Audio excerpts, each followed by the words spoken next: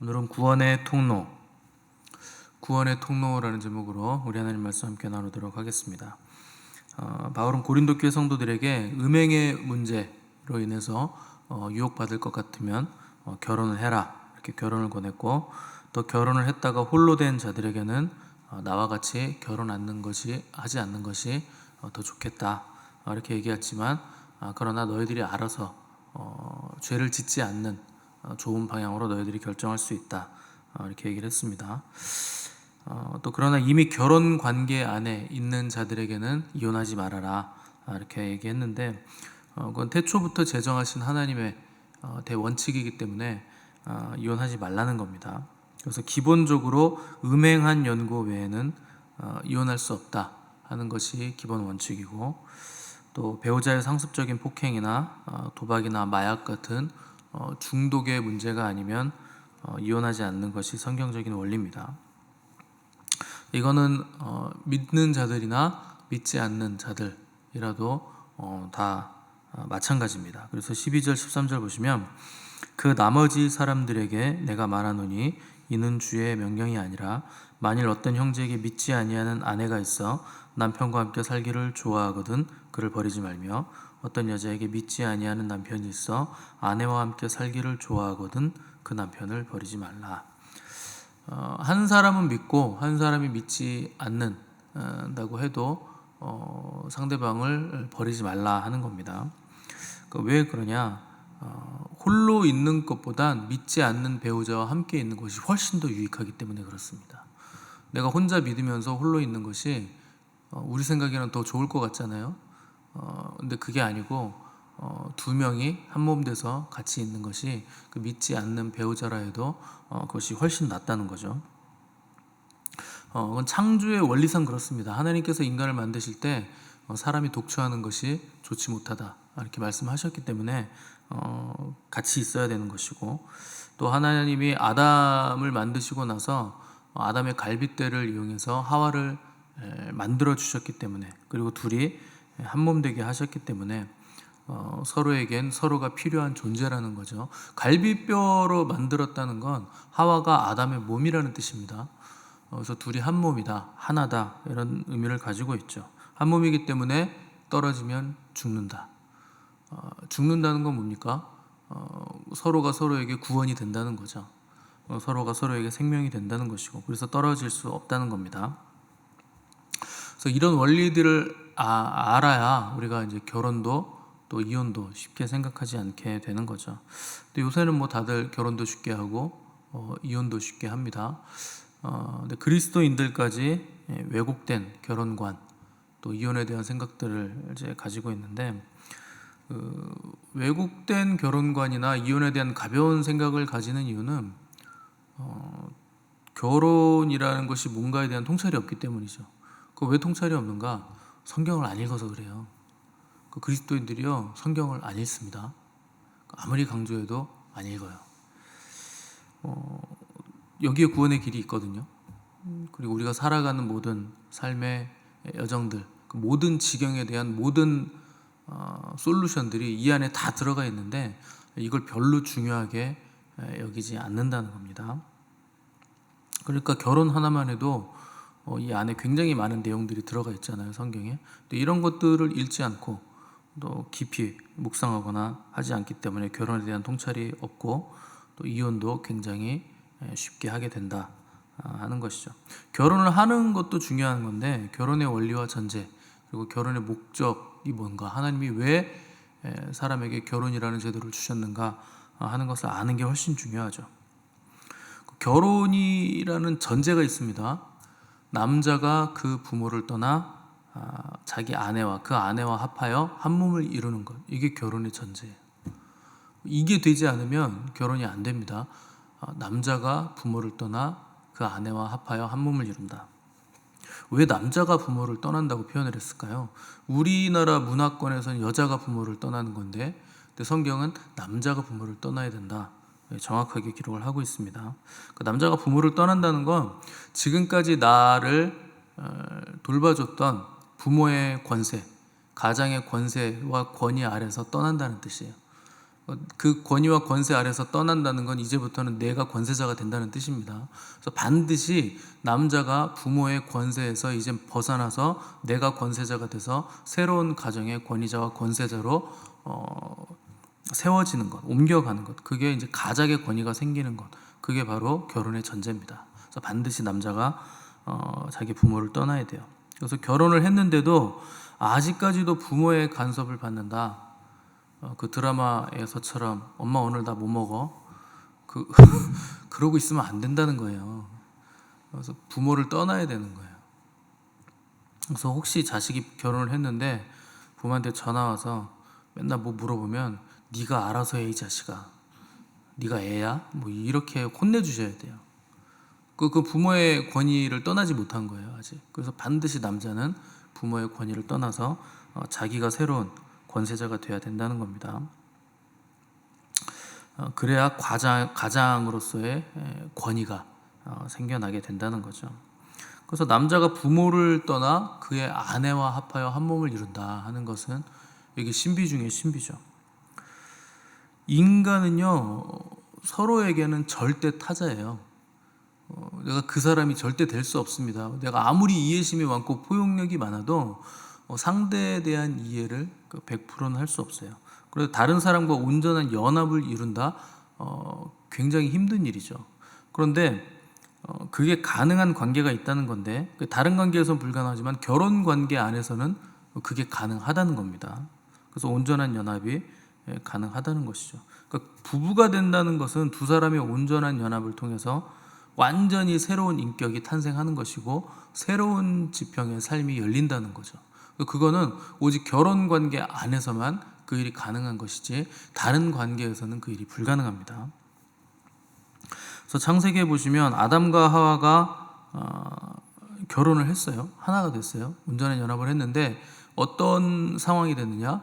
그들이 벌거벗었으나 부끄럽지 아니하였더라 이렇게 얘기하고 있죠. 이게 뭐 육신적인 얘기도 있겠지만 벌거벗었으나 부끄럽지 않았다는 건 상대방에게 나의 허물을 있는 그대로 다 드러냈는데 부끄럽지 않았다는 거예요. 그러니까 둘이 온전히 연합을 이뤘기 때문에 한 몸이기 때문에 상대방의 치부가 있어도 허물이 있어도 그걸 보면서 그 치부를 뭐 정죄하거나 비방하거나 허물을 들추는 일을 하지 않았다. 내 허물을 드러내도 내 치부를 드러내도 전혀 부끄럽지 않더라. 그 온전한 연합을 이루었다 하는 것을 말씀하고 있는 거죠. 그러니까 부부라는 건 그런 관계입니다. 온전히 하나가 되는 연합으로 인해서 상대방을 그 허물을 비방하거나 들추지 않는 온전한 성품을 가지게 되는 관계가 결혼 제도를 통한 부부 관계 안에서 우리의 인격이 그렇게 만들어진다는 거죠. 그래서 가정 안에 있는 가족들은 벌거벗었다고 해서 수치를 느끼지 않는 거죠. 허물이 있다고 해도 그 허물을 탓하는 것이 아니라 감싸주고 또 부족한 부분 채워주고 서로가 서로에게 힘이 되어주는 것이 가정 안에서 이루어지는 일들이라는 거죠. 그래서 건강한 가정이 많을수록 교회도 건강해지고 사회도 건강해지고 이 나라 전체가 이제 건강해지는 비결은 이 건강한 가정이 많아지는 것에 있다는 겁니다.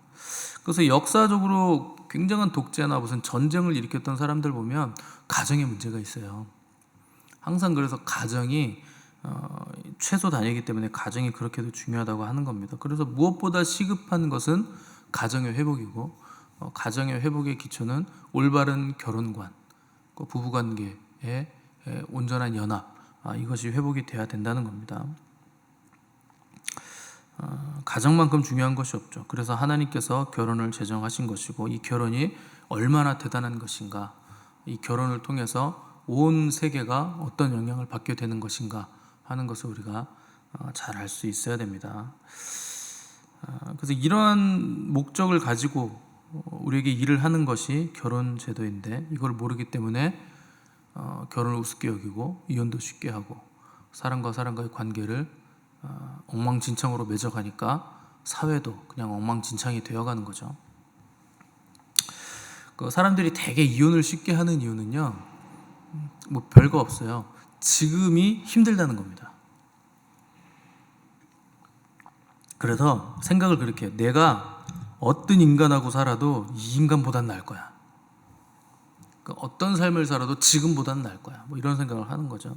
그러니까 새로운 삶을 살고 싶다, 새로운 인생을 살고 싶다, 이게 바람이라서 이혼을 한다는 건데, 새로운 삶을 살기 위해서 지금 있는 모든 관계와 지금 있는 인생을 몽땅 버려야 된다 하는 것은 자기를 부인하는 겁니다.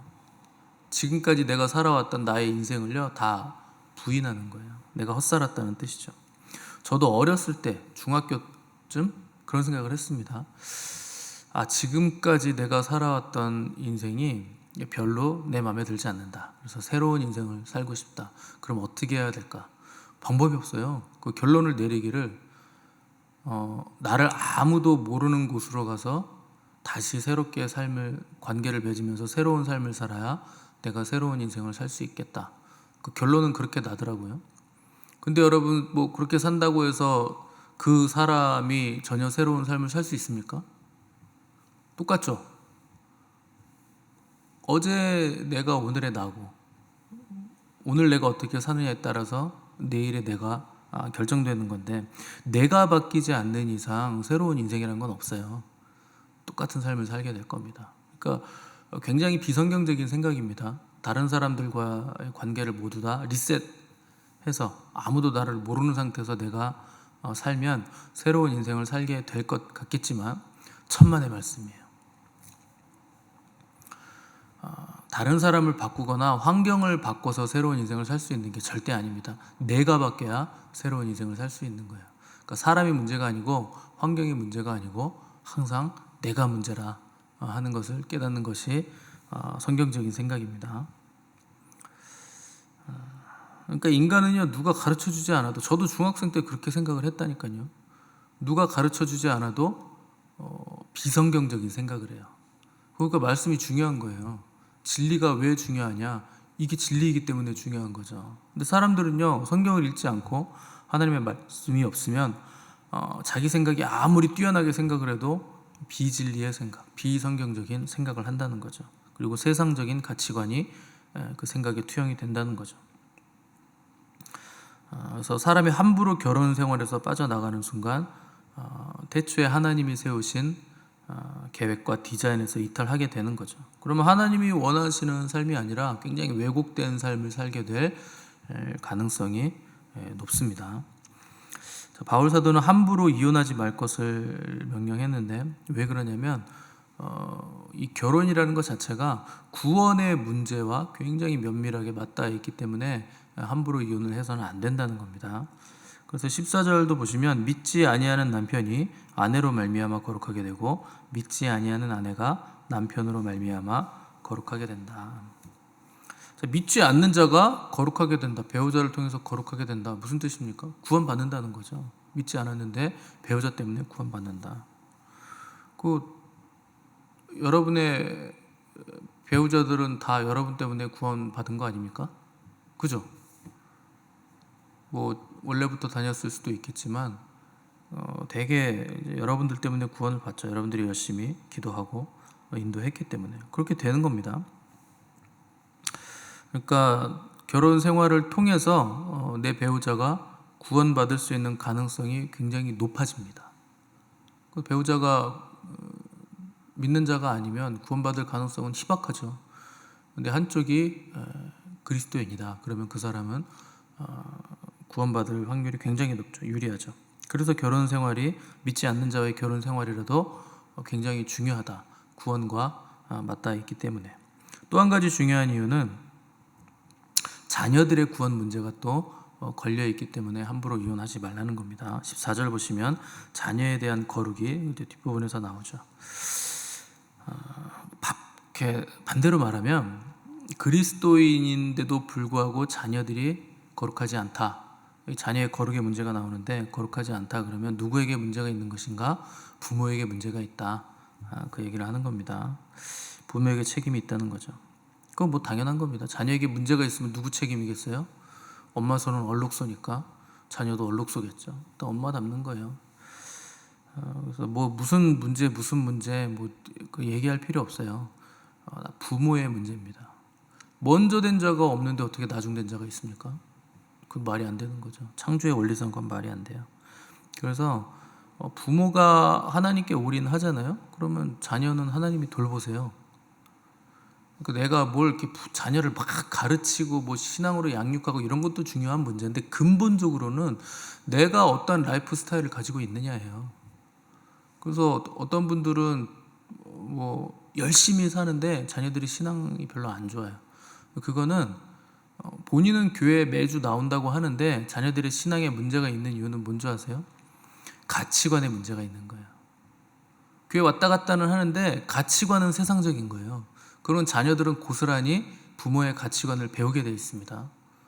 그래서 교회를 똑같이 다녀도 어떤 부모는 가치관이 하나님께 올인, 하나님 먼저 이런 가치관을 가지고 있으면 자녀들의 신앙이 견고해집니다. 그거 되게 신기해요.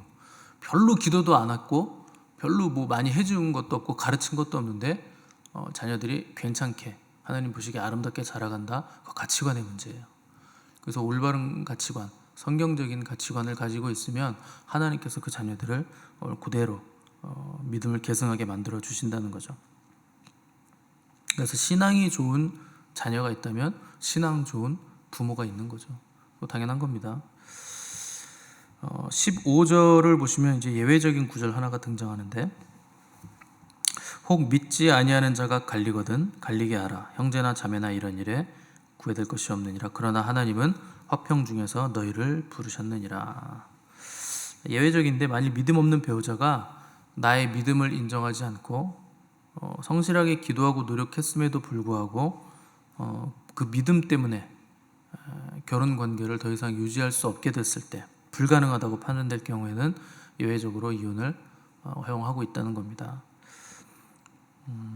그러니까 신앙이 항상 우선이에요. 그래서 신앙을 가질 수 없게 방해하는 믿을 수 없게 만드는 배우자라면 예외적으로 이혼이 허용이 되는 겁니다. 그 불신 배우자의 갈등 상황 때문에 하나님과의 관계, 신앙생활을 어렵게 만드는 일에 얽매이지 마라 하는 거죠. 근데 이런 경우라도 이혼의 주도권을 가지고 있는 건 그리스도인이 아니고 불신자 배우자가 이혼의 주도권을 가지고 있는 겁니다. 그가 요구하면 그냥 그렇게 해주라는 거예요. 왜냐하면 결혼의 신성함은 하나님께서 부여하신 것이기 때문에 그리스도인들이 그 신성함을 깨는 일에 있어서 주도적으로 그 일을 하면 안 된다는 겁니다. 그 믿지 않는 불신 배우자가 원할 때는 그래서 그렇게 해주라는 거예요.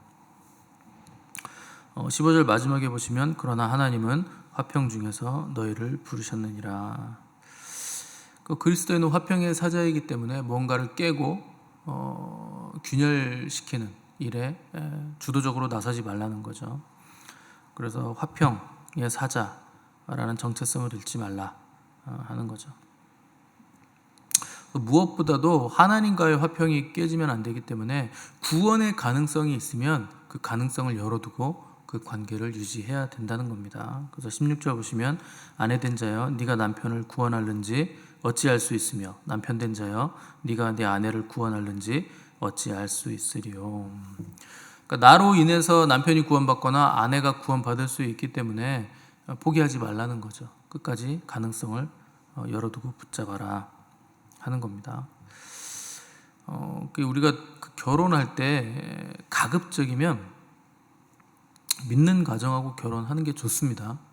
그 이제 굉장히 힘든 일이기 때문에 물론 그게 상급이 되고 그 과정을 통해서 이제 우리 안에 만들어지는 또 거룩함도 분명히 부인할 수는 없죠. 그럼에도 불구하고 믿지 않는 자와 멍에를 함께 매지 않는 것이 훨씬 더 여러분들에게 유익합니다. 그러나 믿지 않는 자와 결혼을 하게 되더라도 두려워할 건 또 없습니다. 고생은 되겠지만 그렇다고 그게 크게 문제가 된다거나 두려움의 대상은 아니라는 거예요. 왜냐하면 예수님이 오셔서 패러다임이 뒤바뀐 게 있어요. 부정과 거룩이 뒤집어진 거죠. 구약 시대 때는 아무리 거룩해도 부정이 있으면 거룩도 부정해졌잖아요. 근데 예수님 이후로부터는 거룩이 훨씬 더 큰 능력을 가지고 있다. 부정을 이기는 능력을 가지고 있다 하는 걸 보여주신 겁니다. 그래서 성령을 받은 모든 그리스도인들은 부정을 이기는 거룩의 능력을 다 가지고 있는 거예요. 그래서 믿지 않는 사람과 결혼해서 믿지 않는 집안으로 뭐 시집을 가든 장가를 가든 얼마든지 여러분들만 거룩하면 그 거룩의 능력으로 그 집안을 구원시킬 수 있어요. 변화시킬 수 있습니다. 그래서 두려워하지 말라는 거죠. 물론 많은 기도와 수고가 필요하겠지만 여러분들에게 그럴 능력이 있다는 거예요.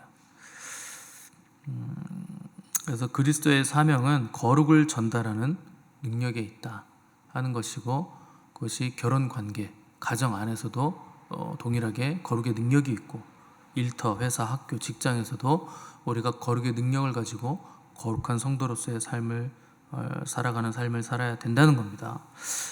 그래서 바울이 디모데에게 이런 권면을 했어요. 이 모든 일에 전심전력하여 너의 성숙함을 모든 사람에게 나타나게 하라. 네가 네 자신과 가르침을 살펴 이 일을 계속하라. 이것을 행함으로 네 자신과 내게 듣는 자를 구원하리라. 할 수 있다는 거예요. 여러분들이 전심전력해서 성숙함을 모든 사람에게 나타내므로 다른 사람들을 구원하는 능력을 가질 수 있다는 겁니다. 주님이 그분의 종들에게 잘하였도다 충성된 종아, 이렇게 말씀하세요. 완벽하였도다 이렇게 얘기 안 해요. 주님이 잘했다, 잘하였도다 충성된 종아 이렇게 얘기하시죠. 누구도 완벽할 수 없기 때문에 여러분들도요, 우리도 완벽할 수는 없지만 잘할 수는 있습니다. 주님은 잘했다고 칭찬하시기 때문에. 그래서 정확하고 올바른 목표와 목적과 비전을 가지고 우리의 성숙을 드러냄으로써 어떤 상황에서든지 우리와 다른 사람들을 구원하는 일에 우리가 최선을 다하는 삶을 살아야 된다는 겁니다. 그래서 네가 네 자신과 가르침을 살펴 이 일을 계속하고 모든 일에 전심전력을 다해라. 이것이 성경이 요구하시는 명령이에요. 그래서 여러분의 가정과 또 배우자와 또 가족들에게, 자녀들에게 성숙을 나타내시고, 또 여러분들이 처해 있는 모든 삶의 자리에서 거룩한 영향력을 모든 사람들에게 나타내심으로, 구원이라는 게 뭐고 구원받는 사람들은 어떤 삶을 살아가는지, 그리고 구원을 받는 방법은 어떤 것인지를 여러분들은 설명해 줄 수 있는 권위와 권세가 있는 겁니다. 여러분들이 권세자인 거예요. 구원에 있어서 믿지 않는 자들에게는. 그런 것들을 거룩을 잘 전달하심으로 거룩이 부정을 몰아내서 우리와 듣는 자들을 구원하는 복된 삶을 살아가시기를 간절히 바랍니다. 우리 함께 기도하겠습니다.